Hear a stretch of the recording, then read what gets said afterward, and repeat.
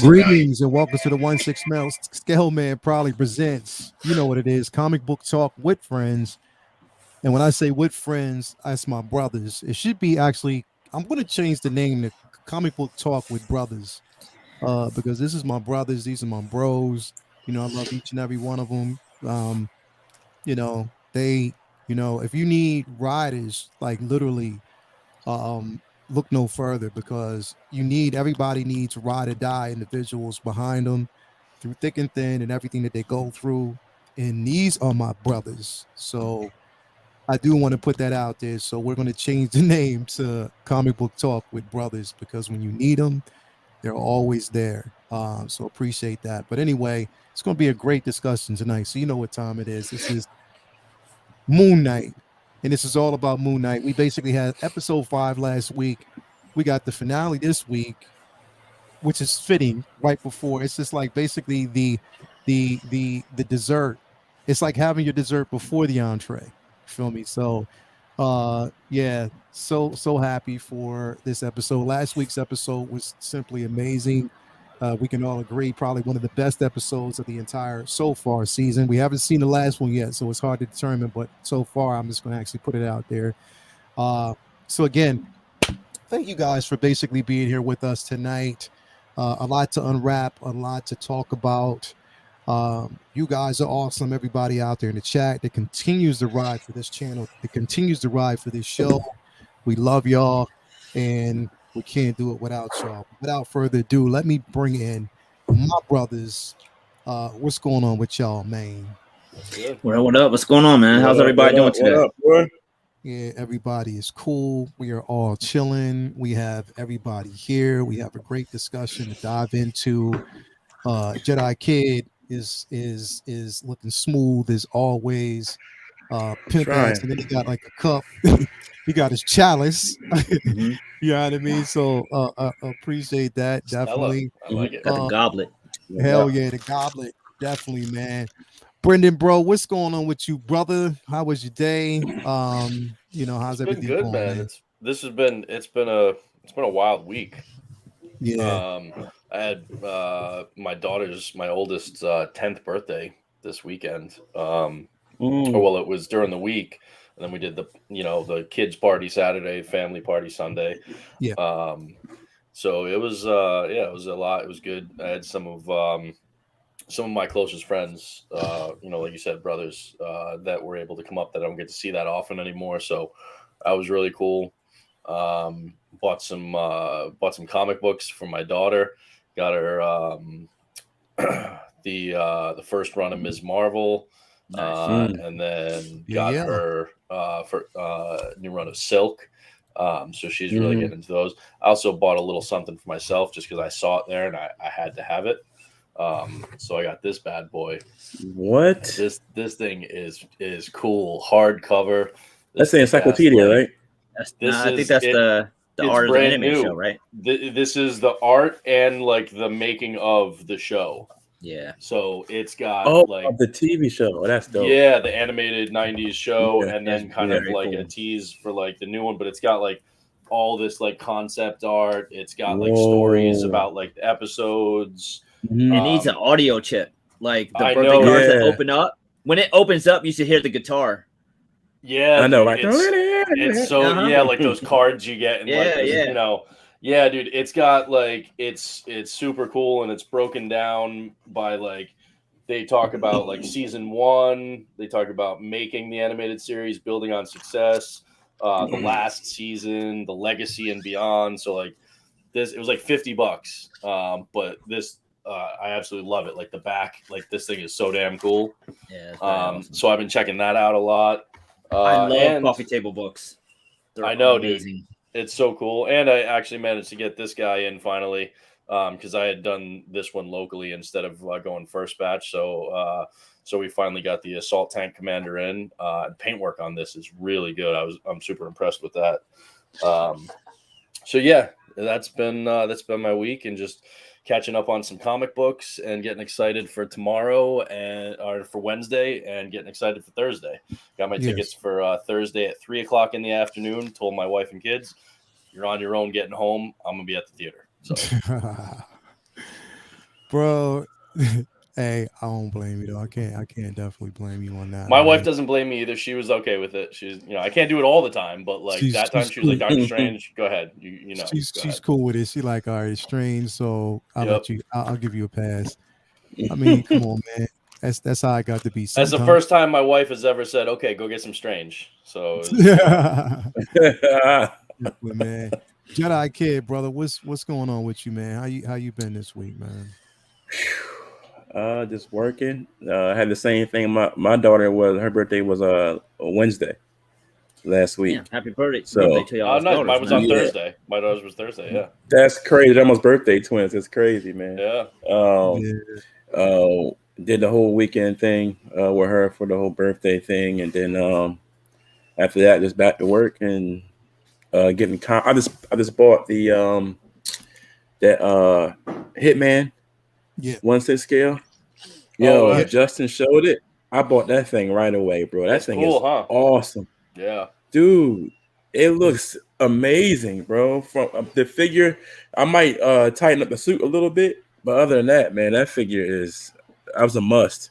Yeah, that was a good one. I got that coming. I paid off the Batmobile. What else I got? Which one? The tumbler? The tumbler. Yep. Oh, okay. Yeah, Gotcha. yeah. It's only $600, and it's a reissue. You can't beat that. Yeah, definitely, bro. Yeah. So Nice. I got that, and I'm still waiting for Wonder Woman to ship the Golden Armor, and that's it. Oh, okay. That's what I'm waiting on, man. I haven't got any new books. Probably about 2 weeks. I gotta make my way over to get I got a whole pile I gotta go pick up. Matter of fact, it's already paid for. I just gotta go pick them up.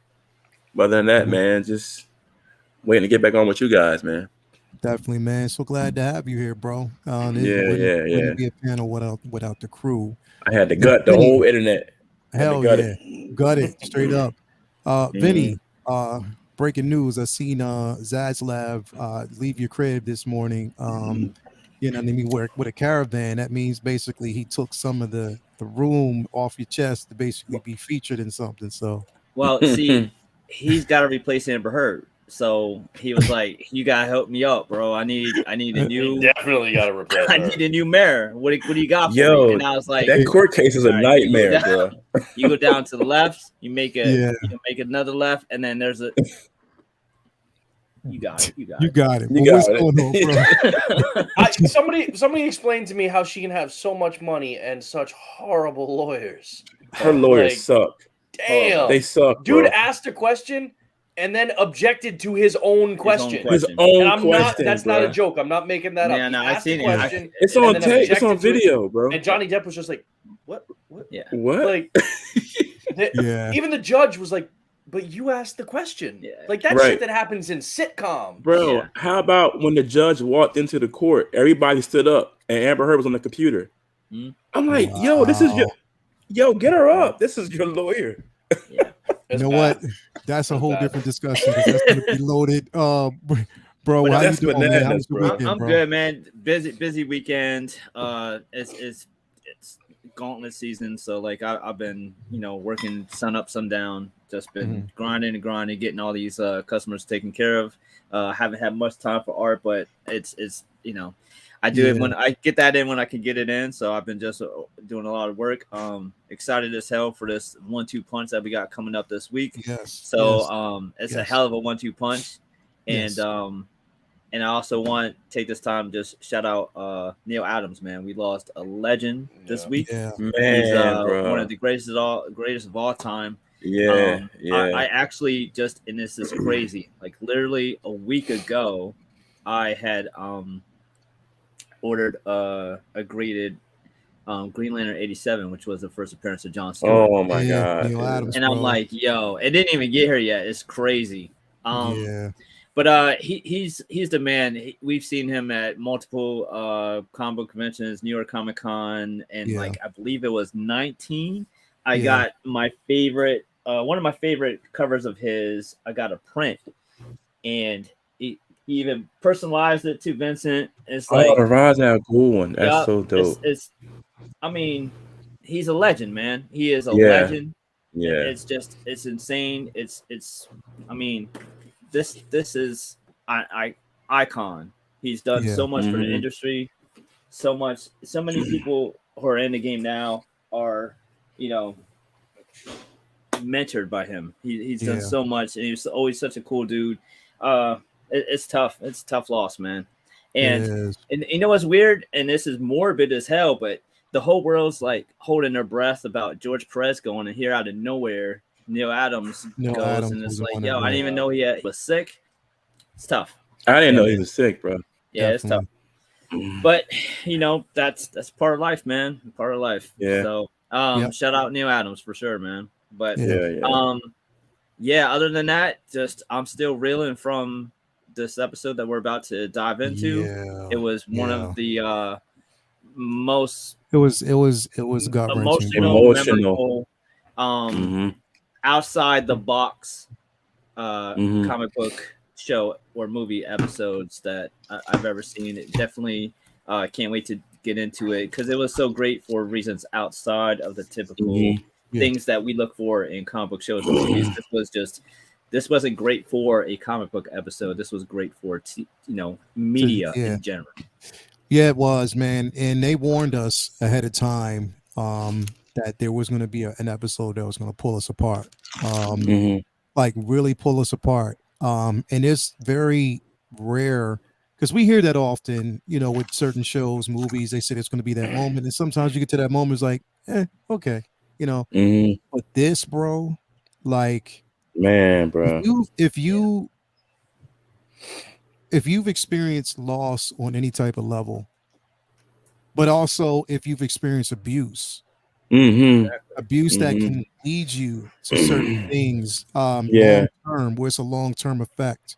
Mhm. You know, people who suffer from dissociative identity disorder, people who suffer from depression, you know, people who basically, you know, suffer, you know, from bipolar, which, you know, this episode pulled that out. But also just realizing that it's a part of your life that you can't get back because of, you know, what was taken away. Um, it was gut wrenching, bro. Yeah. Oscar Isaac, I never underestimated this dude, bro, because he's always shown us his range. This man put on an Oscar-winning performance Yeah. in this episode, and I'm gonna tell you, Mhm. Yeah. It's that deep, bro. If he doesn't win an Emmy for this, Yeah. It's it's that crazy. deep, bro. It's that deep. The whole time I'm watching it, I'm thinking Mhm. to get this man whatever Yo, awards, all the was awards, man. Mhm. We've To all, lose, most of us have had that here loss, man. have had it recently, several of us, but we've all had it in our lives. And Yep. bro. and to watch that episode after some of the stuff that all of us have gone through in our own personal lives, that was a powerful Gut wrenching. episode to see that anguish on his face as both Steven and Mark, the way he played that. Yeah. And another thing that's really powerful about that too is when he's doing those scenes where it's both of the, you know, him and Steven, it's his actual real life brother who is the double for, Yeah. you know, who's standing in for each side when they shoot it. I did not know that. It's his actual brother that's standing there so that he's acting off of his brother, and then they Wow, swap, and then he does the other role. Yep. Yeah. So he's performing this with his own sibling about, you know, this character of Mark losing his brother like that, and then that's the source of the altars. It's a massively powerful thing, and again, especially when you've experienced loss, you know, ever, but recently it's all the more poignant. I think what makes it so powerful is not just that it's loss, it's a complicated loss of someone that you had so much mixed emotions and sometimes even, you know, despise and hatred for, because there's many people who think it's so easy to dismiss or write off someone who is quote unquote toxic or abusive in your life.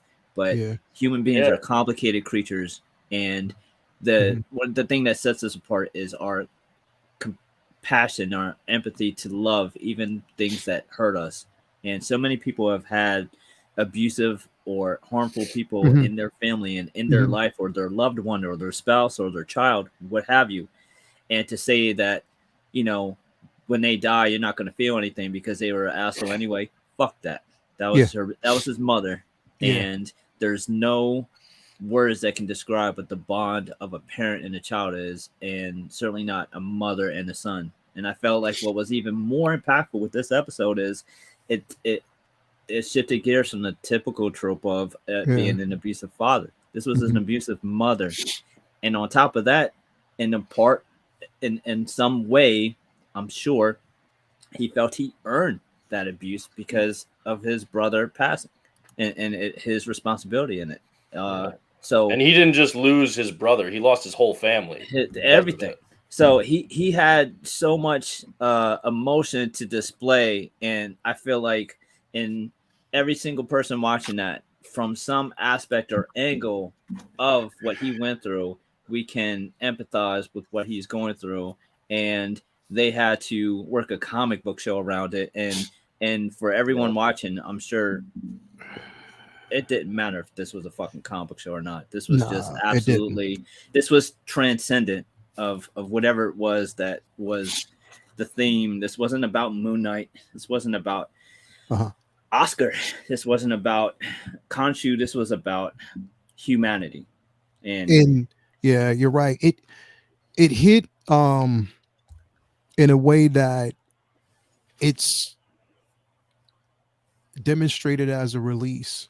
To see the transition that he goes through, you know, from being that person who knows the thanks, babe, who knows the he knows the experience. Like, he knows, you know, Mark himself knows what he did and the personalities that he created. Like, Mark knows that he's been dealing. The hardest part is Mark knows what was done. Steven didn't. You feel me? So Steven's just learning these things. Steven is experiencing emotions that Mark has already gone through.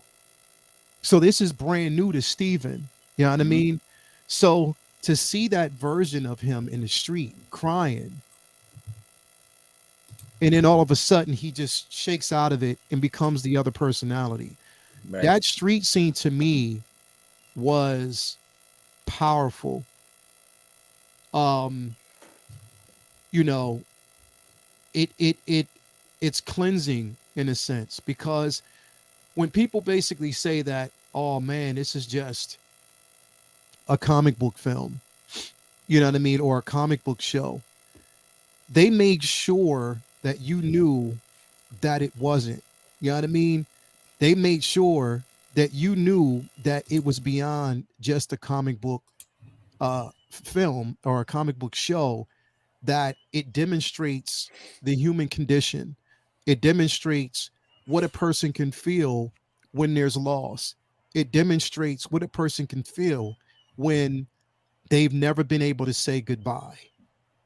You feel me? When they never basically can confront a situation. Like, he's never had a chance to confront his mom based on what he felt, based on past experiences, based on things that he might have dealt with and that he's still dealing with. He never had a chance to do that. So now he's faced with that regret. Also, the person that I really felt that pain for was his father, because his father has always been in the middle of it. Steven, who doesn't know that his mom is dead, or really comes to the realization that she has passed away.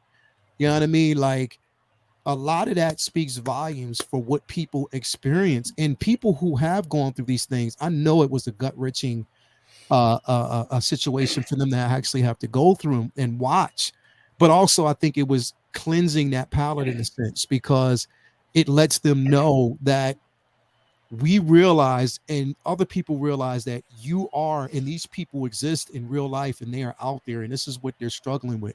The MCU has done a very good job with highlighting situations that are in real time, you know, taking, you know, aspects of a fictional story but spicing in reality so we know that it's real. And that's how well they actually did it.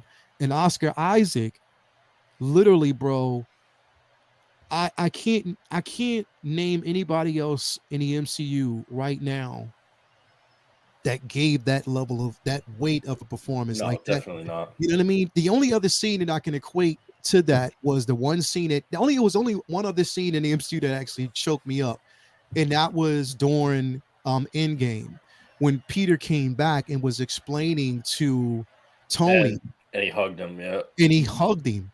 And the reason why that touched me was because just imagine a father to a son that he lost and seeing him back.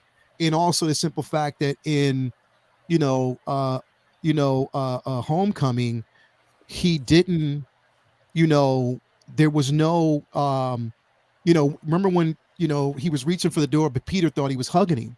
Yeah. But now Right. he gave him that, you know, clarification, like, yes, you know, now I'm hugging you because I'm embracing you because yes, I feel that now. It's that's the only other thing but this performance was on a totally different level, man. Like They became the amazing thing too is that it went from Steven being that weak kind of like, you know, liability or nuisance to Mark yeah, to them basically instead of being alters of one another, now they were like brothers. Like he was yeah, trying to protect Steven from that yeah, pain yeah, that he felt. He was trying to protect him like yeah, he wasn't able to protect his younger brother in real yeah, life. yeah, He didn't want Steve. It wasn't like because if he didn't care, he'd be like, whatever, screw it. I don't care. But he genuinely wanted to protect Steven yeah, from that pain. yeah, And so it added a whole new layer to that relationship yeah, with Mark and with Steven, where it's not just alters now. And you know, and we'll get into it later, but you know, toward the end when there's a sacrifice that was pulled out of the comic books, yeah, but it was Crawley that did it. But the way they flipped it on this, it really solidified that relationship between Steven and Mark. Mhm. And it just did it in such a way that the fact that that's one man playing both sides of it Right. and dealing with two different types of realities and different emotions, because it's one thing for Mark to have gone through that and is trying to protect him, but it's another thing to play somebody who just found out that they're not real, Mhm. yeah, or like they're not real in the traditional sense. Maybe he is real now, he feels real, and that makes it hurt even more. So now he's got to, you know, think about like now, well, if we set out on this path to try and, you know, defeat Amit and do, you know, what we think we're meant to do and what we're supposed to do or what we're obligated to with yeah, Khonshu, like Steven's got to be thinking, what happens to me? Like yeah, if we succeed and everything, it's like, all right, where do I go? Like, does Mark yeah, take over and I just disappear? yeah, And, you know, so and that makes this scene all the more poignant because he's fighting to save Mark, who very well may be the person who not intentionally but almost kind of wipes him out or kills him if he heals and gets better. So there are a lot of layers to it. And yeah, outside of some poignant moments, you know, with RDJ and stuff throughout, you know, and some kind of tearjerker moments in Endgame, I feel like yeah, this is the most layered and emotional performance that we've seen in the MCU so far.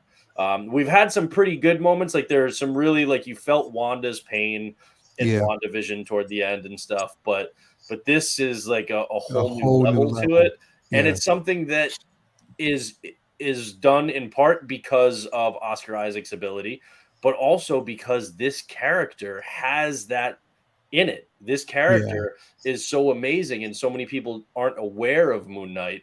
yeah, But this is from the comic books, and this is just a testament to the respect that the original medium deserves, comic book writing and stuff. This is what we've been reading for years, and people have been sleeping on it.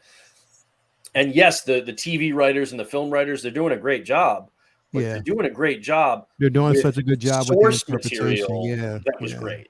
You know, I think we also got a great bit from Bucky when he was free of the whole that's another thing. Yes. When she was saying the homecoming and he killed that. And he was able to, and he was still himself afterwards. That was super, super powerful. And this was obviously stretched out to a bigger scale than that really got. But I also love that it drove home the differences because they're subtle of dissociative identity disorder versus say multiple personalities, because in many cases something like multiple personalities, everyone kind of knows that they're sharing a body and mind, and they're just they don't always feel like they're an entirely singular person, as is the case with Moon Knight, where each personality that he has believes that they're it, and those walls kind of got broken down here, because I feel like that multiple those multiple layers that we would usually have seen, they were completely raw. So Stephen finding everything out was just an insane amount of of a wave that just had rolled over him, and finding out everything that had happened is he's sharing and then finding out about his mom all at once. It's heavy shit, man. And like someone in the comments said, hey Scorsese, check out this episode. Yeah, it is. And again, like they started from the word go. A lot of it was, basically explained, pretty much in the very beginning, things that we wanted to know about, not just,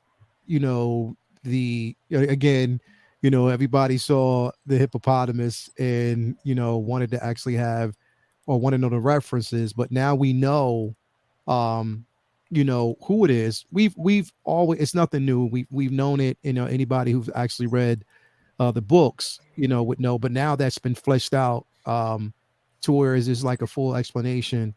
And I love the simple fact that, in a sense, secretly, she's allowing them to go on this journey because she knows that the only way that the pendulum could balance itself is that one had to experience loss. You know what I mean? That's the only way. And he had to come to terms with it. A sacrifice pretty much had to be made. You know what I mean? Neither one of them basically knew, but it was the sacrifice for the other. And I thought that was a beautiful moment.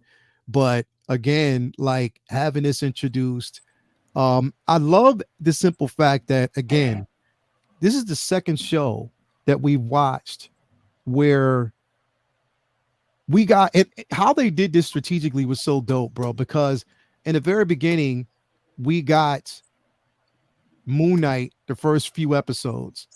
Then we get to these two episodes and there's zero Moon. And I know that they were probably thinking, yo, this is a risk. But you know what I mean? That this is a risk. I like that they're willing to take the risk. And like, this is a risk, but it's going to be a great payoff. And it was a great I think they were the two best episodes of the show. Of the show, plain and simple, like hands down, they were the two best episodes because, again, it was great storytelling, great acting all around. The complexity, man. If you look at what you said about, like, she knew, like, to have balance, there would have to be a sacrifice. There would have to be, but at the same time, the journey that it's not just one has to sacrifice for the other. Steven has to go through the trauma that Mark went through. He's got to go through his own trauma of realizing that he is an alter and he's not the real personality. Yeah. And then he has to be selfless enough to overcome that shock and the anger over the fact that he's not real, and comfort Mark and tell him that it wasn't his fault and that he didn't deserve to be treated that way. And then knowing that he's not the real one, and that if they can figure out how to heal, that he could disappear, and he still sacrifices himself Yeah, he for does. Mark. So it's not just a one for one. There's so many layers there's so many elements of that journey to get Yeah. to the point where they can balance the scales. It's not a simple like, I forgive you. Okay, now we're balanced. There's a real emotional, tumultuous journey that they've both got to go on. And Mark has to overcome that need to protect the person that he wasn't able to the first time. It's yeah, I mean, I can't express my respect enough for the writers, Yeah. for Kevin Feige and the whole team for Yeah. being willing to go this way, and for Oscar Isaac, man, that I know people like, will crap on actors all the time. You just get to play make believe. There's real talent in what this man just did. Yeah. And the other thing is, he's doing that in front of a crew of God knows how many people making this show. And you have to allow yourself to be so vulnerable to perform these roles the way he's doing, and you're doing it double duty because you're doing one side of it, and then you've got to go and you've got to shoot the other character's side. Yeah. I can't imagine, like, he even said he wouldn't have been able to do this without his brother, like as the double in there. Yeah. But like, can you imagine how much more powerful that is to be doing that with your actual sibling, doing these storylines and these scenes? It was absolutely amazing. And it's one of those things where, a lot of times people are like, okay, well, yeah, like the guy looks good in the suit, so that's what made the movie. Like, this actor looks cool in that suit as a superhero and stuff. But we don't often get to see this level of story and acting from somebody that it's like, no, this is the best stuff they're doing, and it's out of the suit. It's not the actual flashy action stuff, and they were the two, in my opinion anyway, and I know a lot of people agreed. I know some people didn't, but I think these were the two best, most powerful episodes. They were. But here's what's amazing: when we get to Moon Knight in his suit, if not just episode 6, but like if he gets used in films, think about how much more it will matter. Think about how much more weight Moon Knight in any property period going forward will have, knowing this is what is going on in his head behind the scenes. Yeah, I think he's going to be the first one that. Well, I was going to say I think he will be the first one that. He'll be the first character to debut on Disney Plus that ends up in his own film. Mm-hmm. Because we've got the next Captain America movie. We've got Wanda coming into, Doctor Strange, and then maybe she'll have her own movie at some point. They were already all established, though. Yeah, exactly. This is the first new character, new to the MCU, introduced on Disney Plus that I believe will end up having a solo movie. And now, the showrunner, I think his name is Jeremy Slater, he even said the original plan for this show was Raoul Bushman as the villain. Yeah. And they ended up deciding to go in a different direction, but that was their original plan, and they were plotting out that whole story. And so I think that they realized that yes, his origin is a really cool thing, and that's going to be more action oriented and stuff. But in order to really have that pay off, let's first show who this guy is. Let's focus on the personalities, the alters. Let's also build up Layla and really make that relationship solid, so that when we tell the story of her father being murdered and Mark, dealing with that, and then we'll probably get like flashbacks to that happening in their relationship, their marriage, things like that. It's going to be more powerful, and they've earned the trust of the audience that isn't that familiar with him by watching this Disney Plus series. And now they're like, okay, I want more. And now they're going to go into that movie with all this backstory readily available to them in a 6-episode show. And that also, because the thing that got me a little nervous at first, this finale, is the shortest episode of the series and the shortest series finale of any show on Disney Plus. It's only 44 minutes. The others have been all like 52. That made me nervous because I'm like, we still got it. So that's why I don't think we're going to see Bushman. And to be perfectly honest, I think we'll catch another glimpse of Jake, but I don't think he's going to be a big feature of this next episode. Yeah. I think that's going to be something that, along with Bushman and those other elements, is going to be explored in a movie. That's my take on it. Just because I feel like there's not enough time in a 144-minute episode to wrap everything up and really do a full dive into Jake. So I think that will be saved for wherever we see Moon Knight next. Right. So Amber May has a question. Vinny, do you want to answer this? It's a good question that it had me stumped. She brought this up to me when we were watching it, and I'm not exactly sure. So I'd like to hear you guys' opinions myself. So I think that a lot of this is going to be explained once Mark gets to his destination, because he's basically the key to where he's actually headed at the moment. And it's a mental block, right? Yeah, is a deciding factor. And there's a lot that he actually has to let go of. And I think that, in a sense, just like in the books, Mark has to gain control over Khonshu. He has to basically gain that level of control over him and not let Khonshu control him. And there have also been multiple times in the comics where Mark has had the power of Moon Knight without Khonshu. And he was granted that ability given to him by the followers. I think it was the two. There were the priests of Khonshu. The priests of Khonshu who granted him the ability without Khonshu being around, and which did cause some they divisiveness between Khonshu and the priests themselves. Right. But they knew what Khonshu's true intentions were. See, and I took it as in his head, it's one of those, the powers, that trope, the powers in you just have to realize it type of shit. But I didn't know if they were maybe going for something different here. But I feel like that'll probably be what we see, because he wouldn't have asked for Mark to free him if he didn't have any of his powers after he was turned into stone. Yeah, I agree, AJ. Also, I really it really mirrors the comics too. Some of the most powerful moments in them are the most human.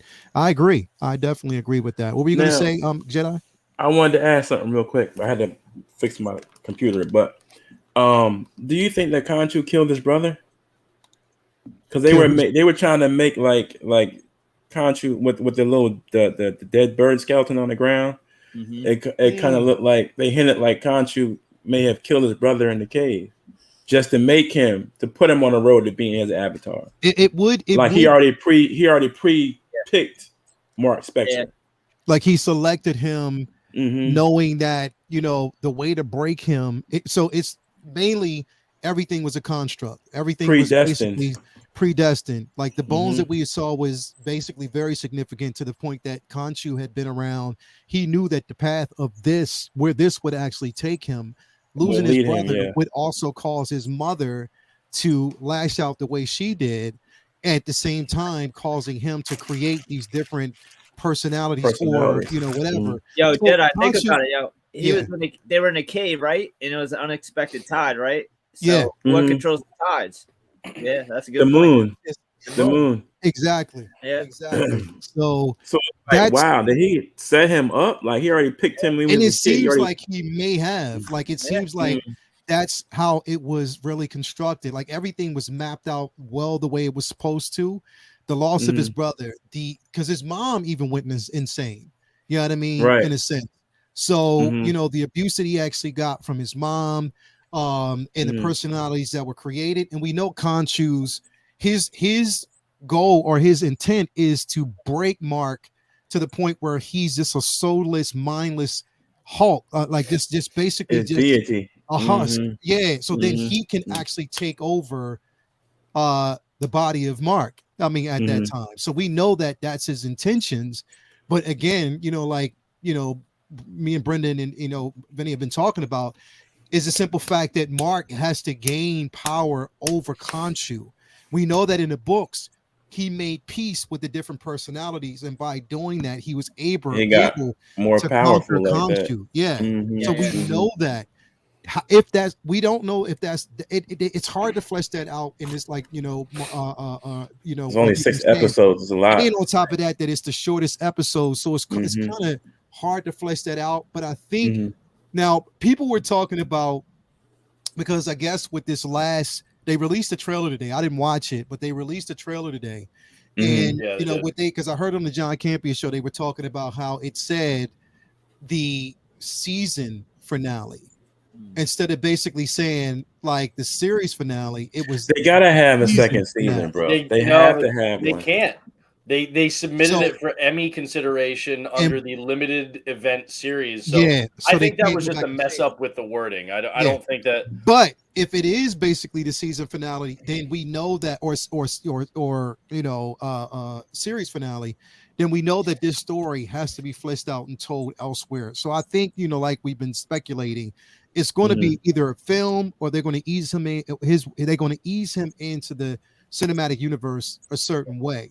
Or it's so much more to his story, man. Like the Marvel Knights, or like a team up series. Right. So it's not going to be season 2 of Moon Knight. It's going to be you know, Daredevil and Moon Knight, or it's like just, it's really because the only reason not to is because they submitted it to the Emmys, and if they don't do a film, I say still do another series. Just call it The Moon Knight, and then Moon Knight. See, Moon Knight was limited series. The Moon Knight is going to have multiple seasons. So also, even at the court scene, Khonshu wasn't surprised about him being broken either.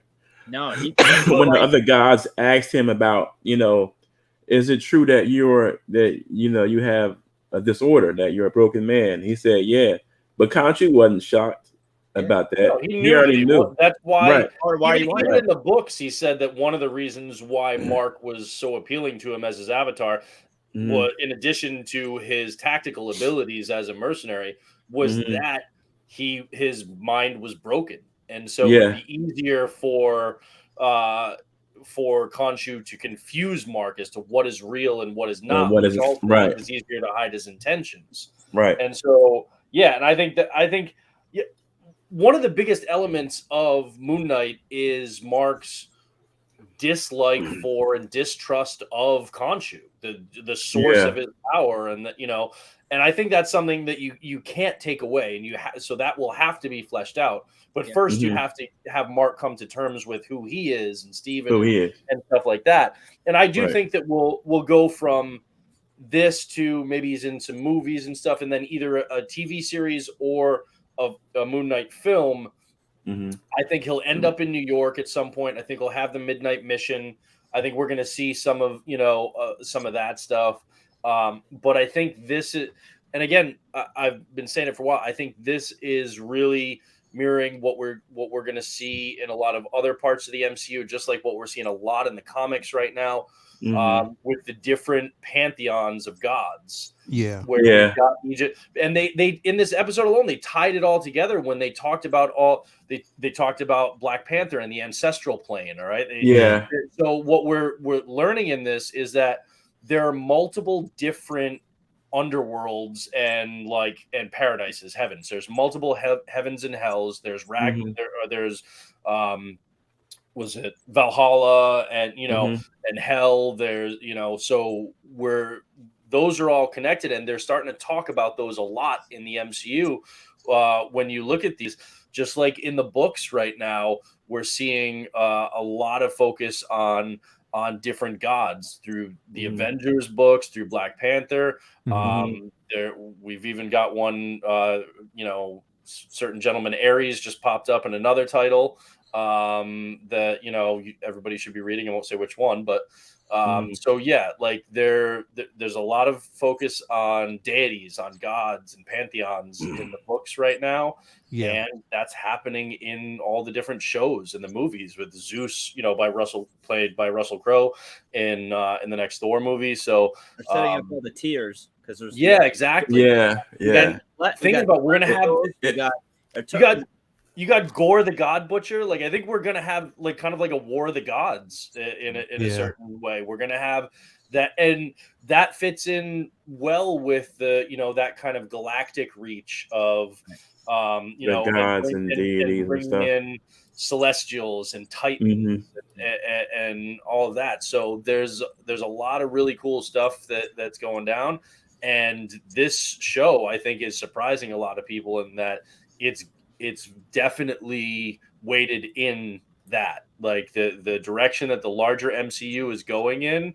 Even though Moon Knight is telling a pretty much self-contained story, it's gonna have implications for the MCU moving forward. Yeah, definitely believe that. I mean, and it's room for it. I like, again, careful planning, great storytelling. Hiring a great cast that can deliver what you're trying to convey is incredible as well. Shout out to Ashley Chase, 7.99 super chat. Hey guys, I have a question. What are the chances of seeing Moon Knight and Mom keep up the awesome work? I don't know. Yeah, I don't know, because I thought about that, but then I think that this is basically the way the season is supposed to end. And that, it's because I was like, going back and forth, like, they're ending it the day before the Multiverse of Madness. Is there a connection there? But I could see Moon Knight being the post-credit scene reassembling Mjolnir for Jane. Yep. Leading into Love and Thunder. I could see that.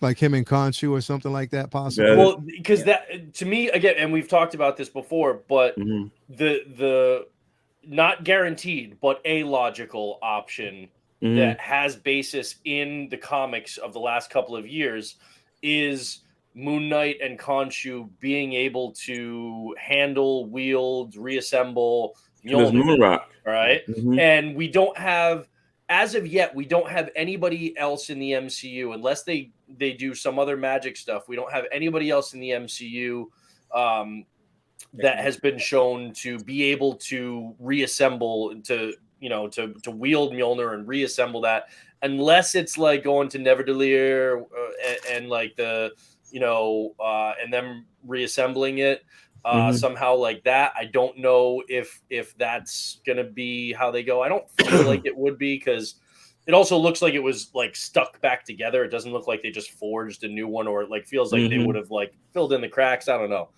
So I think that like Moon Knight has that connection to Thor. And that's the only connection that I see right now as far as what we know of that could reassemble the hammer. It could be they come up with something entirely different, but if we are going to see Moon Knight in the very near future in the MCU, I think it would be either in a tag at the end of the credits of Multiverse of Madness leading into Thor Love and Thunder, or it would be a scene in Thor Love and Thunder reassembling the hammer. I want Midnight Sun so bad, man. That's what I really want. I think that comes up every stream. Everybody wants that, but I think it's man. going to take time. Yeah, it needs to take time, because they can't give it to us right now. Because the thing is, you got to understand, like, each character's journey, that there's reasons why the Midnight Suns were was formed, and it was tragic. It wasn't something that was, you know what I mean? So it's going to have to be a well thought out plan. And which, come on, this is Kevin Feige. So It's going to be. He said that they were having the leadership of Marvel was having a retreat this month, actually, now in May, I believe. It was like going to be like after this movie premiered. That they were all going on like a week-long retreat or something, and they were mapping out the next 10 years of the MCU. So they're like they're putting a lot of thought into how these things are unfolding, and they have for a while now. And Midnight Suns, again, we've been talking about literally every stream. It's one that so many people want to see. It is a whacked out story, and I would love to see it, but I think we got to earn that before. We can't just jump right into it, because some people will be like, what the hell am I watching? They don't know what in it. They complain about Moon Knight. Yeah, I think we gotta earn it first. I don't want to see a Midnight Suns before we've fully established a MCU Ghost Rider, right? Like Yeah. to me, you got to do that. You got to lay that groundwork. We got to see Blade 1st, then we get these characters, get the ball rolling with those characters, and then we can go back and see, okay, are we ready for the Midnight Suns yet? But that's a story I really feel like you got to earn. Because Feige did it, the Robbie Reyes Ghost Rider, right? He didn't want that at all. I don't think it's that he didn't want Robbie Reyes. I think he just didn't want what Agents of S.H.I.E.L.D. was doing. Did with Ghost Rider, yeah. And start there anyways. Yeah, because Robbie Reyes, I like the character of Robbie Reyes, but the whole point is that he comes in after you've experienced with Johnny Blaze and Danny Ketch, and he's a different version. He's meant to be a different way of approaching the character and the power of Ghost Rider than the people who went before him. But if you don't show the people who went before him, then it doesn't. In the same way that Miles is Miles because he contrasts to Peter. He's not the exact opposite of him. But he's different, and he's got his own style, and he's got his own way of looking at the world and doing things that is more powerful because you like Peter. It's like I wouldn't do a Kyle Radner Green Lantern first. Yeah, you got to start with that. Yeah. He's so interesting because he thinks outside the box differently than the OG Green Lantern. So I definitely think that they would gotta go Johnny first. I mean, also, I'm sorry. How are we getting fucking La Muerta before Miles Morales on the big screen? How is that happening? Are you kidding? Yeah. I don't understand that, bro. Like, what I said, the Rustler. Really gonna watch this guy? Like Bad Bunny? I said, who the hell is Bad Bunny? I'm like, what? Whenever Sony makes a Spider-Man decision that has nothing and no involvement with MCU, Sony is reaching. Sony's reaching, bro. And anytime Sony makes a decision without help, what the fuck are y'all thinking? I'd rather them make a live-action Peter Porker fucking Spider-Ham movie. Peter Porker. I watched that before I watched this Rustler shit. We might get that. I wouldn't be surprised if we'll get a live-action Spider-Ham. Actually, that probably would make more sense than La Muerta. By Sony, from Sony. Think about this. We are getting a fucking La Muerta and a Madam Web movie before we get Miles Morales in live action. I would love to do a world do we live in? And you can conduct this worldwide poll in any Spanish-speaking country in the world. Right. Who the fuck asked for this? Nobody. Yeah. No, I'm lost. Maybe I'm too old, but I don't know who Bad Bunny is, bro. So this isn't like and they were like, look, this is the first, Latino or Latinx, character-led movie. It's like, no, they don't want it if it sucks. Yeah. That's not a good representation of like that movie's gonna bomb, bro. That movie's gonna bomb. It's like you have to have a good, like you can't just make it a token thing. Like this is gonna be the black led show. This is gonna be the Hispanic led. This is gonna be the Asian led. You have to do it well, otherwise the representation doesn't do anything. Yeah. Well, DC trying to do the same thing with Constantine. Go figure. But so real quick though, that shit's crazy. Yeah, I know. I don't even want to stray into that whole universe, but here's the thing right now.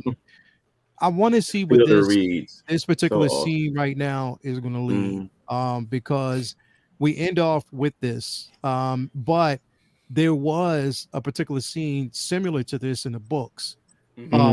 But the similarity here was when, Mark himself met the personalities.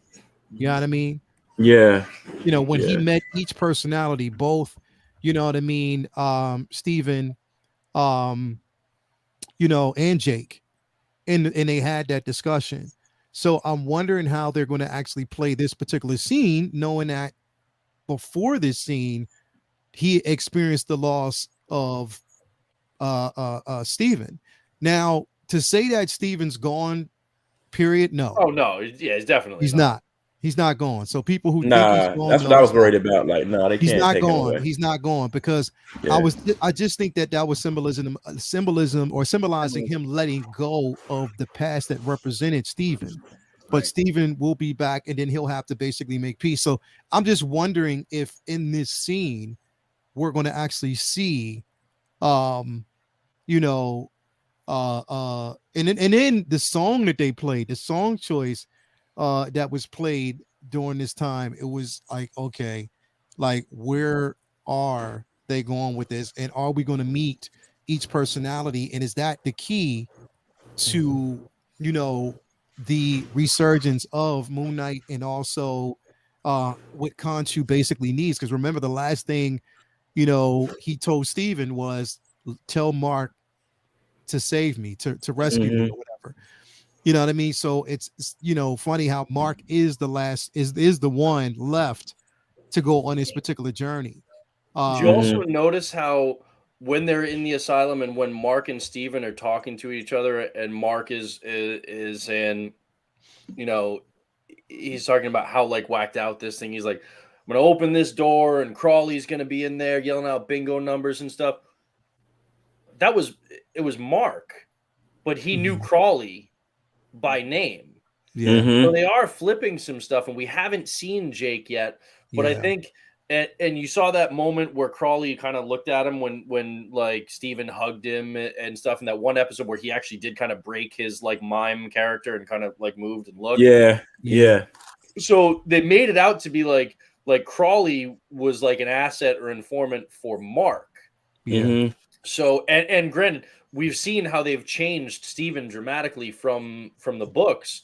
Comics, that's not being said that maybe in future shows or movies, Steven doesn't maybe then grow into a persona of, or we're going to pretend you're a billionaire, like kind of and like that's how he's going to be involved in the show. Maybe he becomes what we know later on.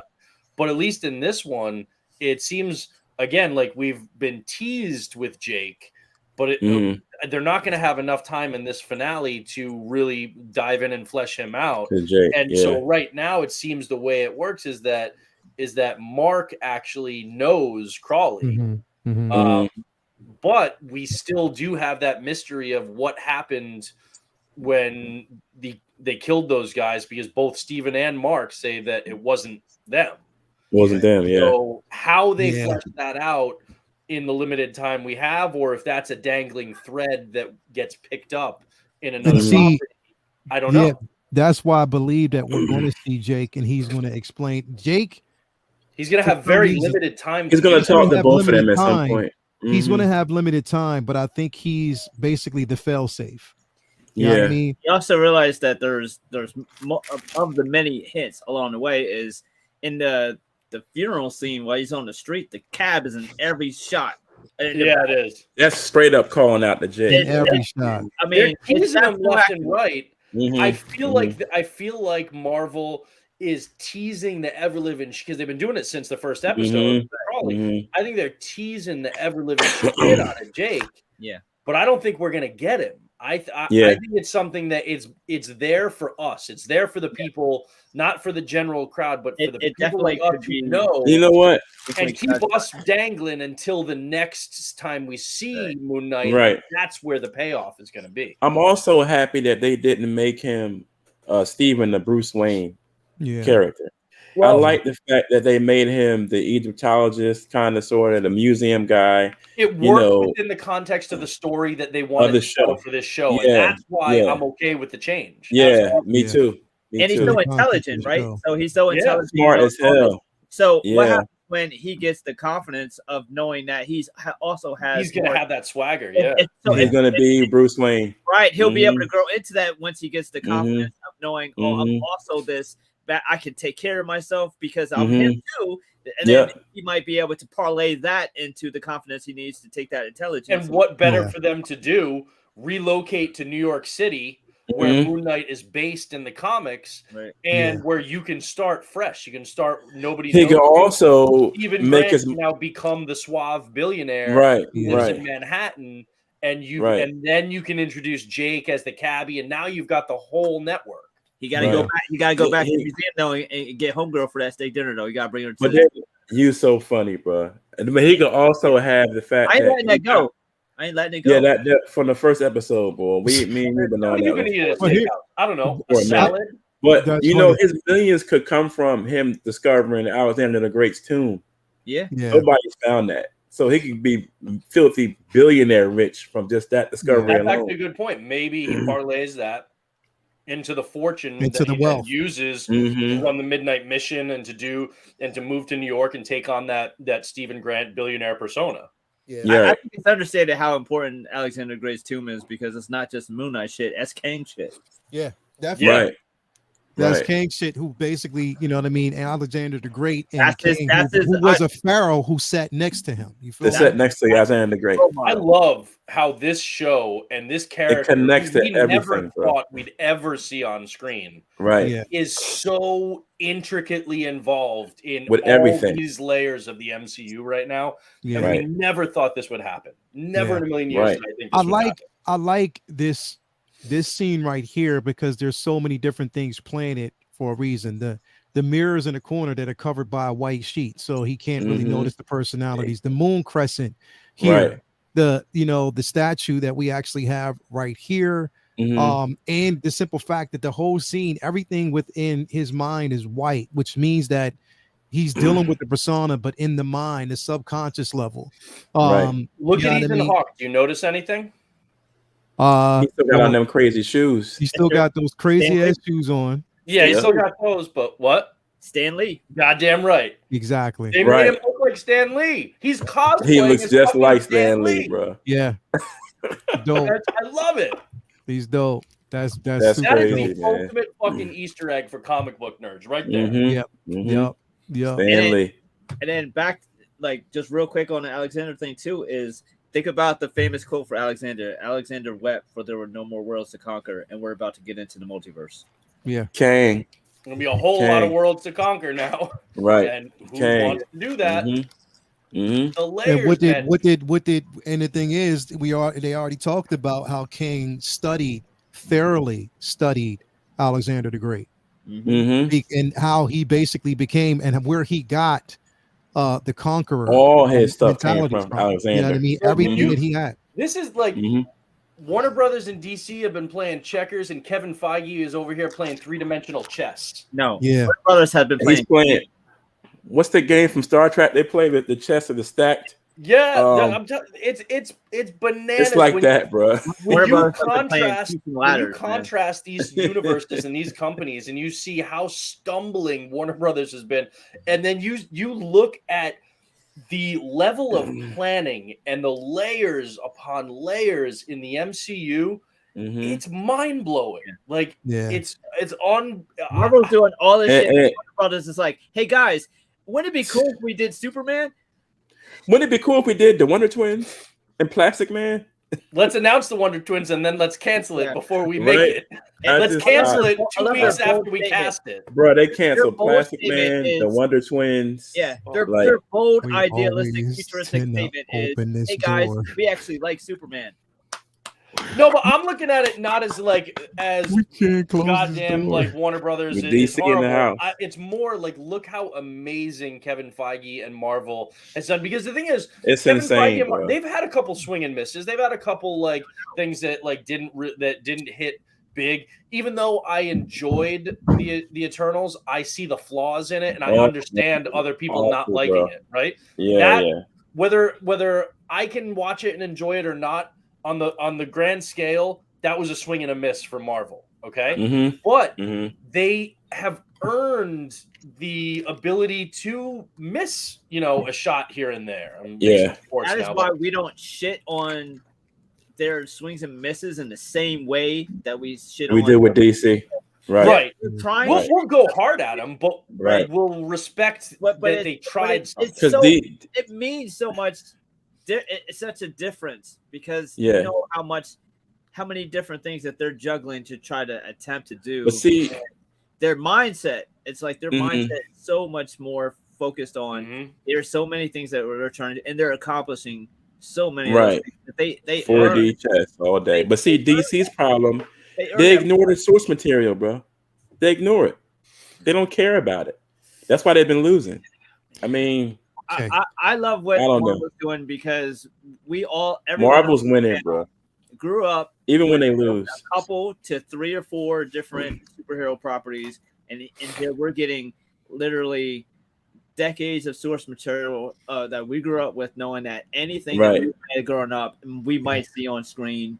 And we grew up in a time where they couldn't get their shit together to get Spider-Man on screen. I will tell you, there is no comic book arc, in my opinion, that is off the table now. Now that we have seen them do this with Moon Knight, there is nothing in the pantheon of Marvel Comics over the last 80 years that I would say is off the table. They will figure out a way to make. I mean, the Midnight Suns is a perfect example. It's a whacked out fucking story. Yeah. And I'm not saying they should do that next or even in the next couple of years. They could figure out a way to make that work. I wholeheartedly believe that. That said, I hope Feige doesn't try to fix the Clone Wars saga. I don't want to see that attempted.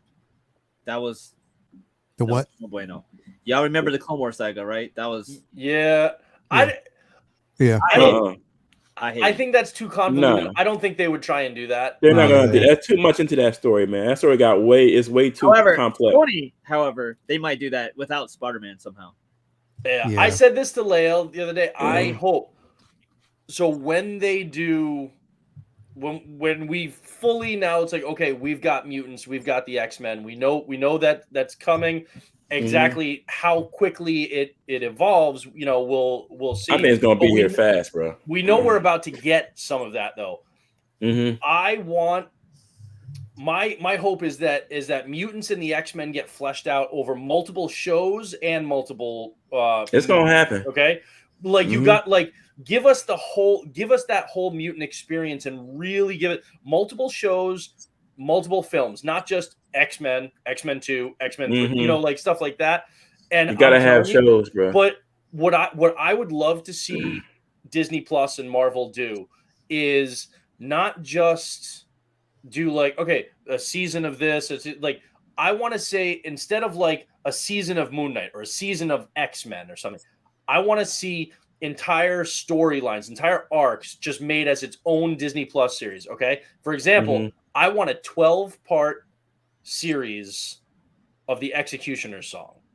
Okay. Don't try and cram it into one movie. You can't do that or try and build a trilogy that's going to take 10 years to do.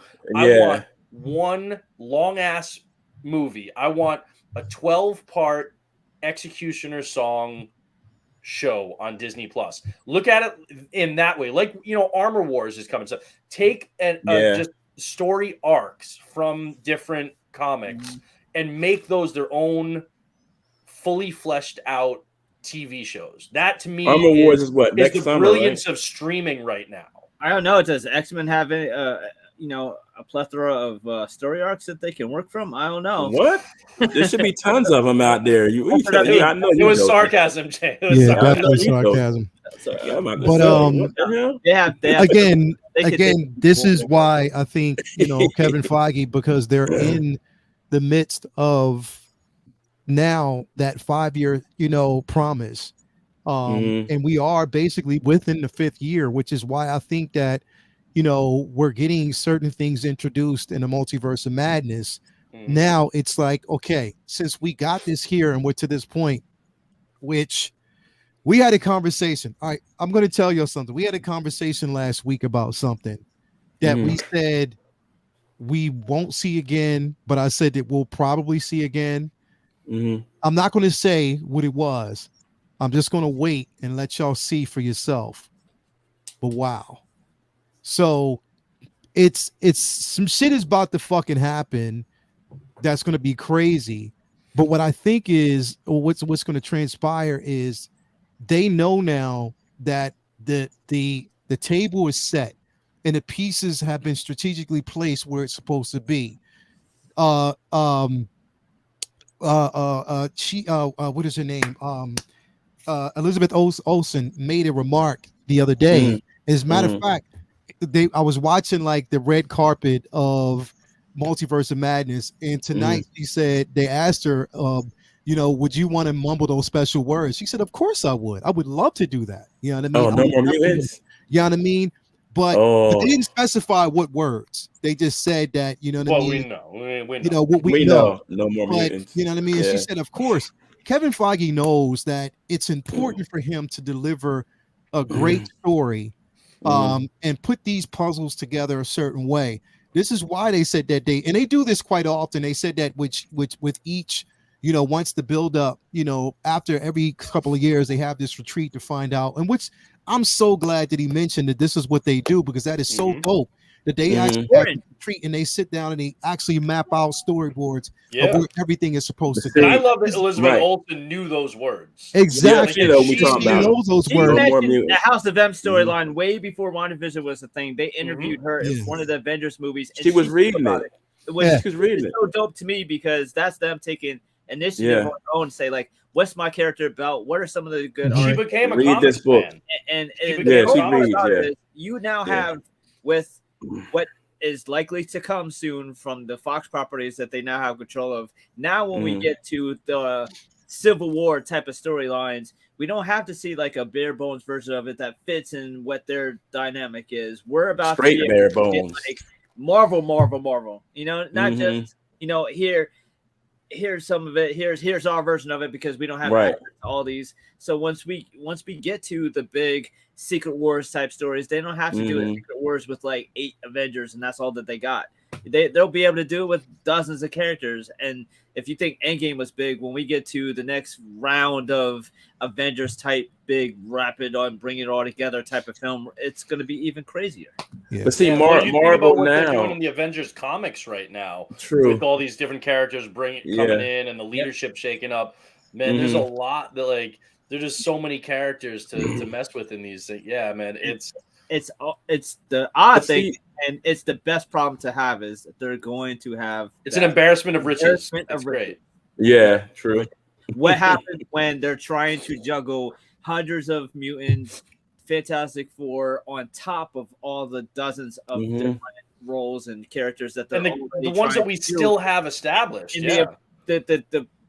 The question isn't really if they're able to do it, is if they're willing to do it. They could put out 20 different Disney Plus shows based on different comics. It's how would they feel about oversaturating the market? Are they going to be like, well, fuck it, here, if you don't want to see them all, don't watch them all. Don't watch it. Like, oh, we can't have too much, so let's just still do 2 or 3 movies a year, even though now we have all this shit. And I would, hopefully, I fuck it, do 5 movies a year. But now shows. Dude, absolutely. But see, now it's like they're listening to the fans even more, man. Even with the comic accurate outfits they got coming out now, it's crazy. Look at this. Yeah, Star-Lord. It's like a comic book, man. And then you got Star-Lord from today. I'm like, yo, that is straight out the comic, bro. Yeah, dude. So they even doing the little things now to appease the fans, bro. The shot from Ms. Marvel was taken straight off the cover of the comic book when she's sitting up on the pole. Like, they're taking the art they're from listening these comics now. and they're drawing the inspiration from it, and they're respecting it in a way that is great. And I can tell you one thing that I just read in the comics that just got me super excited for something that we haven't been talking about again too, is the next Captain America movie, all right, with Sam Wilson. Yep. Right? Because if you guys haven't read it, definitely read Captain America 0 that just came out like a week ago that has Steve Rogers and Sam Wilson both as Captain America, and it's basically sets up they're like, joking around like, well, should you be sensational Captain America? You want to be amazing? Like joking like that. But in the end, it's like, what this is setting up. We're going to have 2 new ongoing Cap titles, one with Sam and one with Steve, and they're both going to be Captain America. There's no adjective that needs to be applied to them. And that got me super. I'm like, man, yeah, I want to see him back in that. I want to see Anthony Mackie back in that role, leading a Cap movie. Yeah. My question, right? Do you think that Feige is going to bring back Chris as Cap too? Maybe in a cameo at some point, but Chris Evans flat out said he wants to move on and he doesn't really want to do a ton of acting besides the stuff that he was already contracted to do. Yeah. He wants to do more directing. So he wants to be behind the scenes because there's a lot of things that he's doing right now with directing. He's directing a few films now behind the scenes. And the thing is, people were, up in roar. I mean, they were in an uproar, or not uproar, but they were excited You know, when they said that he had a meeting with Kevin Feige, but we don't know the stipulation of that meeting and whether or not it's. It could be Hydra Cap. You don't ever know. No. Or he could actually be behind the scenes directing. Okay. He could be more so doing that. You know, I and would be also you know that he's heavily Disney influenced. So he already has the key to the city, which basically he's doing a lot of stuff behind. That's it, Buzz Lightyear. This is one of those things that's going to be tough for the average viewer, but easy for comic book fans because there has been, I mean, comic book readers have known that there's been, just like how it's going to happen in films, there's been so many times over the years where Marvel, or for whatever reason, says, okay, these characters are dead for a while to give everyone a break from them, and they just do other shit. Think about how many Avengers teams didn't have Captain America. Man, when they killed Cap, boy, there's so many different years of stories that didn't have any particular character where they took that opening to push other people. So there's so much stuff that I'm gonna be, you know, you'll get over it. You're gonna have so many. Jean Grey was dead for 10 years. Yeah, 10 years, bro. Wolverine Logan was dead for like 2.5 years. You'll be okay with no Cap. You'll have Cyclops for a while or whoever. You know, bro, when they killed, oh my god, that's one for me. Cyclops better be done right because they did him so dirty in the Fox movies. Oh my god, what do you have like 5 minutes in the second part two? I just lead a role that Cap, you know. And I'd be perfectly fine with Chris Evans making an appearance back in the MCU as Steve Rogers or an alternate like Hydra, you know, Cap or Hydra something.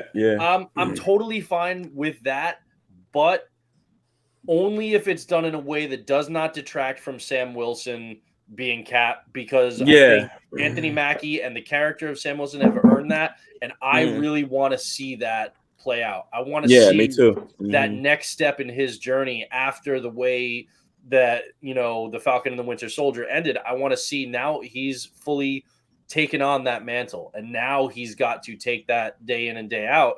I want to see that. I want to see where that goes, and how he approaches being Captain America differently than Steve does, without the serum, with a completely different set of rules for somebody like him. He's got to navigate that in a different way. So you've already teased us with that. You have to let that be fleshed out, let it play out. And not use Chris Evans in a way that detracts from that.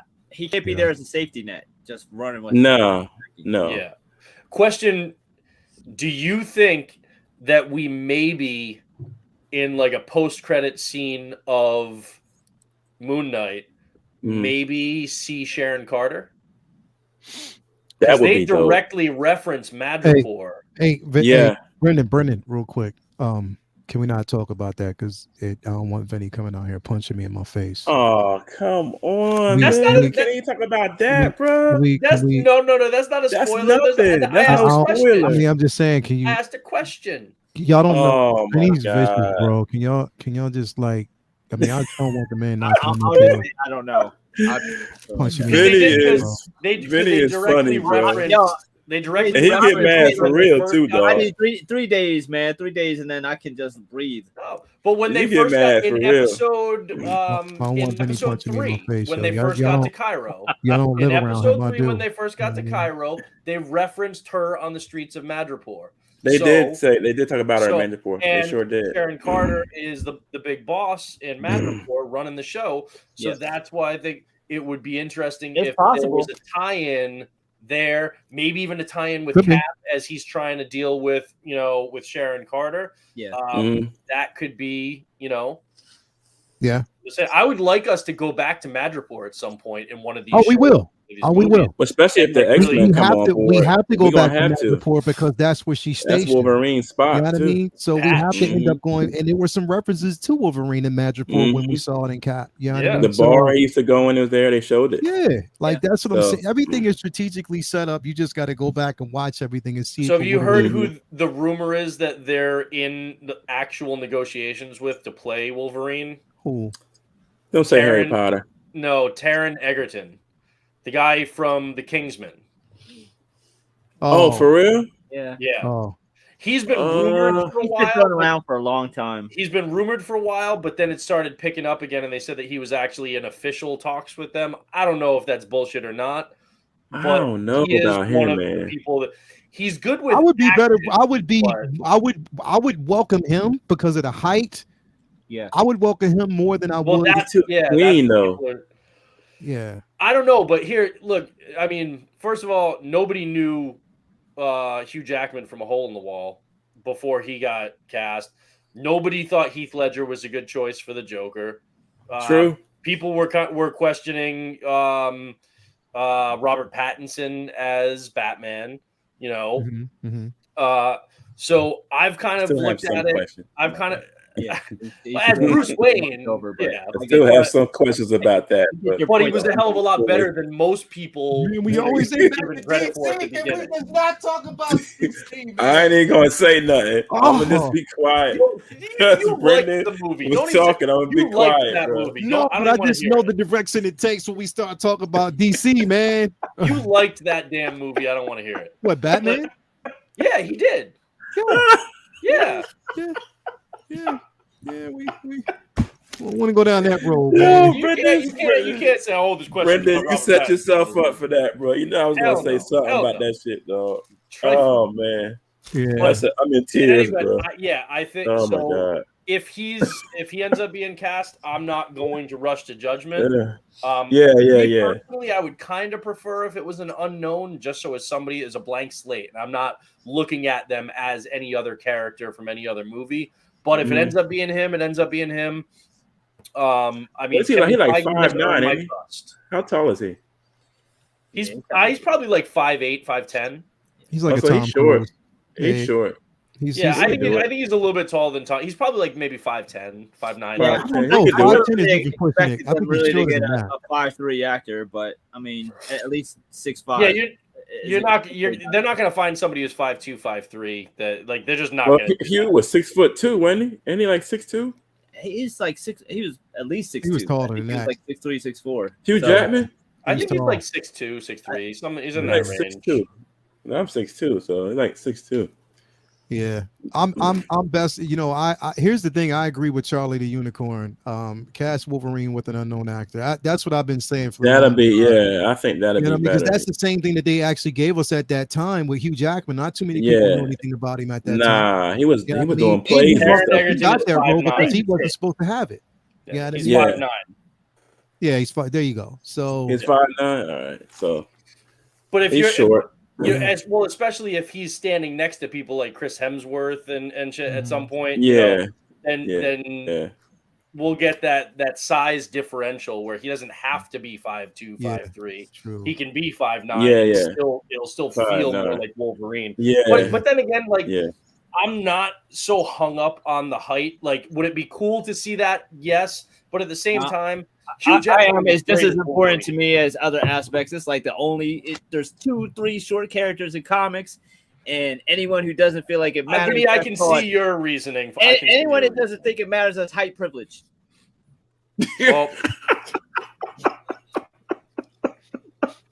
Bro, what is this I can talk about? Look, I can understand where Vinny's coming from. He's had 40 years of not being able my to see a bad, damn my thing bad, at a Vinny. parade. My bad, bro. And it Oh, matters God. because that is part of what makes him so impressive. Unique. Because he Okay. has that stature and he doesn't give But a if fuck. they bring him in, we got You to know see the yellow and blue uniform or the yellow and I brown. want Something. the orange and brown. I want the I orange. want the and brown. bright colors, Yeah. bro. I don't care. I go orange. I don't want to hear and brown, I that think. black suit bullshit no more. Not The the black black and suit, yellow. I don't want. Yeah, I no, don't They want won't that. do that. They won't. I'd do be that. down for orange and brown or yellow. That and was a blue. Fox Right. thing. Just That don't was a be. Fox. I want the mask too. I want the mask too, bro. Just don't be scared of costumes, man. Just give them, Yeah. Right. a costume. You see, it's You know, working look out, at what and they're people doing love in it, the bro. MCU. I think that's fine. We I got think they'll do that. 47 movies with a wife beater. Give him his costume. Give him his costume, bro. Like, and you tease it at the end of the second. I was like, really? You gonna wait till we get on the plane and leave to give him the mask? Like, I was like, okay, If you Fox, look at what they're this is doing with truly Wanda, Fox. if you look at what they're doing with other characters, Ms. Marvel and stuff, Right. they're not going. They're like, paying attention, bro. Fox was like, well, we want these characters, but they can't be Mhm. wearing spandex and doing this. They can't wear all Right. that stuff.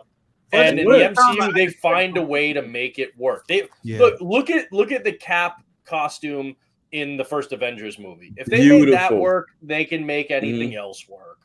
Yeah. We You know even what I we hope even got we the get? classic Wanda and Vision ones in the Halloween episode of WandaVision. They'll figure out a way to work that stuff in. Yeah. Do you think we get a flashback of in Mackey's Captain America movie of oh my god, I know his name and I lost it. Of the OG Captain America, the Black Captain America from World War II. Oh, Isaiah Bradley. Isaiah Bradley. Isaiah Bradley. I don't know. I hope we do, man. I don't know. I don't bet know. you we would see a cameo from with Carl No. Lumbly. I If bet they you we'd see a do cameo Lumbly, of the yeah. character. If they use that to set up Eli, then definitely we'd see him again.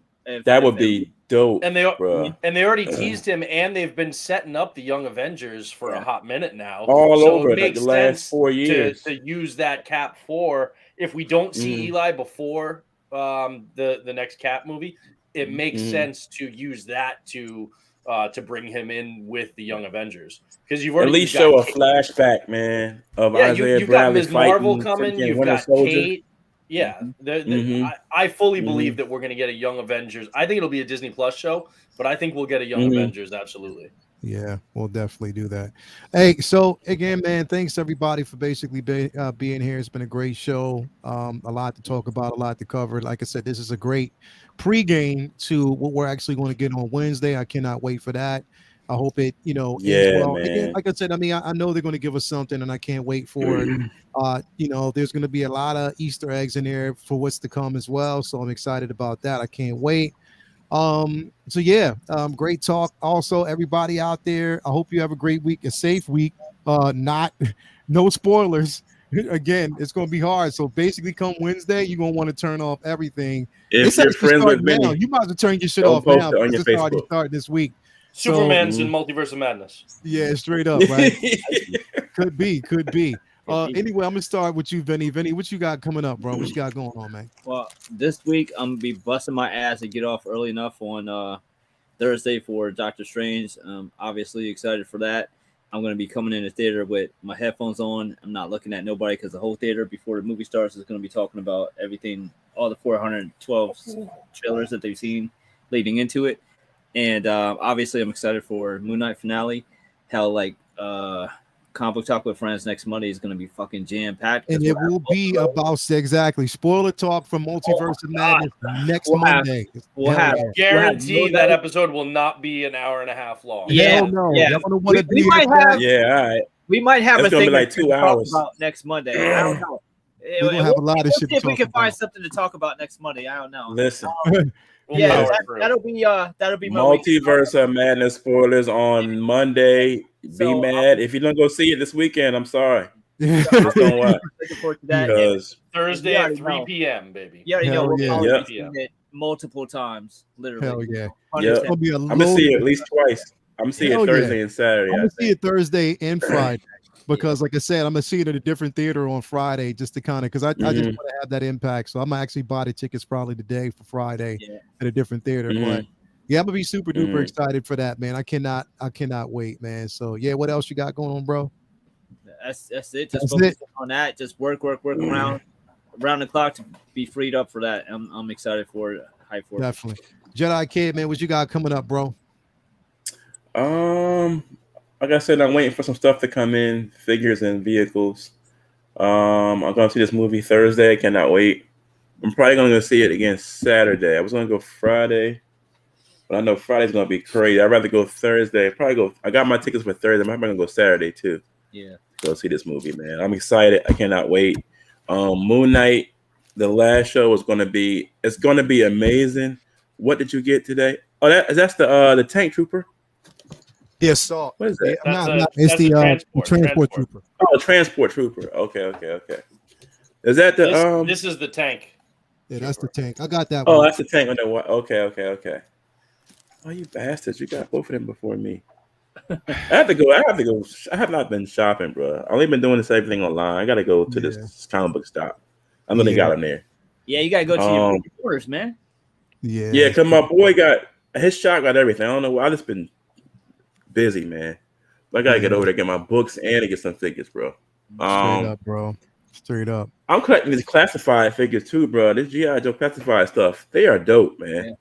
Yeah. If you were a GI Joe kid, these new ones they are fire, bro. For like $24. Yeah. You can't beat it. I've heard good things. Something new for the collection. Yeah. But that's it, man. I'm waiting for these movies and this show to come through, man. That's it. Definitely, man. If you haven't already, you know what it is. Subscribe to my bro, Jedi Kid. Great content over there, always flexing and everything. So I can't wait for that. Figure Butt Flex naked, bro. Friday. Butt naked, bro. What you got going on, man? I mean, same thing as everybody. Wednesday and Thursday is going to be a hell of a 1-2 punch. Trying to read a lot of books, catch up. I will say, the last week or two have had some pleasant surprises. Obviously, there's some really good books that I've been reading. The Captain America Zero was really good. So if you're a Cap fan, Sam or Steve, check that out because it's kind of setting the groundwork for them. Takes him and their new Is show. that limited or is it a new run? So it was a one. Cap Zero was just a one shot. Okay. And then there are going to be two.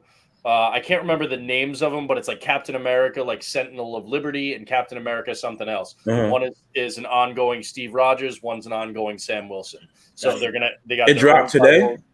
No, last week was Captain America Zero, and then I think in 2 weeks the Sam Wilson one will be issue number 1 will come out, and then after that issue number 1 of the Steve Rogers one will come out. So that was really good.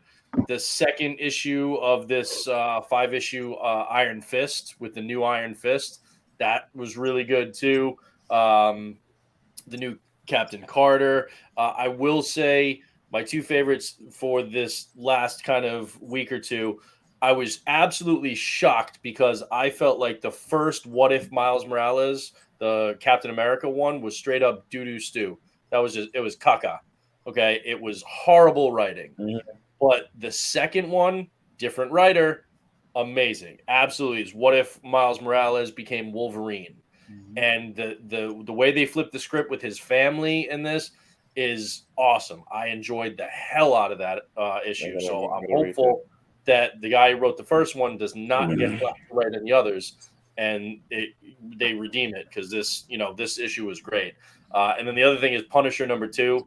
Holy shit, this book is getting really good. So definitely check out, if you haven't read the first one, read that. Read this next one. It's all about him basically becoming the head of the Hand, and going on that journey. Whoa. And that is taking him directly into I'm sure conflict with Daredevil and Elektra coming up. Oh wow. At the end of this miniseries and then ongoing beyond that. So yeah, check out those books. I've thoroughly enjoyed those. They've been really good. And then coming up this Wednesday, we've got not a big list of stuff, but we do have some good stuff, including issue number 19 of this current Iron Man run, which is like the final battle with the villain that they've been running with, Korvac. So we've got that final battle, and then there are 3 issues left in this run, and then I think they might start like an Invincible Iron Man run or something like that. But there are 3 planned issues left in this one after this battle that sound like they're going to be really, really amazing. The artwork with the covers by Alex Ross is phenomenal. So check that out. And we're getting issue number 1 of a new Spider-Man 2099 miniseries. It's, I think, 7 issues. It's Spider-Man 2099 Exodus. And so number 1 drops on Wednesday, and I think that's gonna be like 7 or 8 issues. So that's gonna be a lot of fun. So I'm basically just gonna be neck deep in those, in the Moon Knight finale and Multiverse of Madness, and I think in like 2 weeks I'll have my my Ahsoka from Rebels premium format. I got the email that's going to be shipped, I think, on the 16th. What is it? Your the The Ahsoka premium format from Oh Underground. yeah, got you. Yeah, it should be shipping on the 16th, so I should have it on like the 17th because it takes like a day to get to me. Gotcha. So yeah, I'm looking forward to grabbing that piece too, and I mean, whatever the hell else Hot Toys decides to put out, I'm definitely grabbing that whenever they put it up for pre-order. That R2 and that C3PO from Attack of the Clones. I'll be buying the crap out of it. Definitely, man. Definitely. Again, everybody out there, if you haven't already, follow Max Effort Collector and Real Raleigh on Instagram. If you haven't already, again, thank you for being here tonight. It's been a great show. Again, next Monday, no holds barred discussion about multiverse. So be back here. Hopefully, you've watched it by then. Buckle up. Yeah, you know, do your math, do your homework, and watch it. Because it will be a full-on discussion. Let me give a shout out to a few people out here. My guy Figuristic Park. We have Renz Talentino, the great Renz Talentino. Mike Farisi. We have Charlie the Unicorn in the building. Let's see here. The Ben Cave. Ashley Chase. Thank you so much for being here. Loco Lou, as always. My man. Let's see who else we got. Malika Mabane. MD. My daughter Skyla. Love you, baby. Latoya T, baby, love you too. We had Amber in here. Thank you for being here. Daniel Welfare. Let's see here. We have Daniel. Let me see. We have OG Star Wars when Star Wars was just Star Wars, man. Thank you for basically being here. Let's see here. We have my man Riley is in the building. Thank you for being here. AJ Agrusa, thank you for basically being here, my man. The Ill Yankee, thank you for being in the building as always. Let's see who else we got here. Scaled Down Shenanigans, thank you for being here, man. Let's see here. Yes. Let me see who else is in the building. Joe Augustine, Bob Dylan, thank you for being here, my man, as always. Let's see here. Yeah. It's going to be a lot happening. We got May the 4th coming up, man. I can't wait for that. So, yes, tune in, guys. Tune in until next week. We love y'all. Stay safe. Get your geek on, man. Do your homework. If you don't want to watch next week's show, make sure you stay unplugged because I'm telling you, it's going to be real next Monday. So, again, we'll see y'all. Love y'all. Until next week. Peace out. Peace out. Peace out.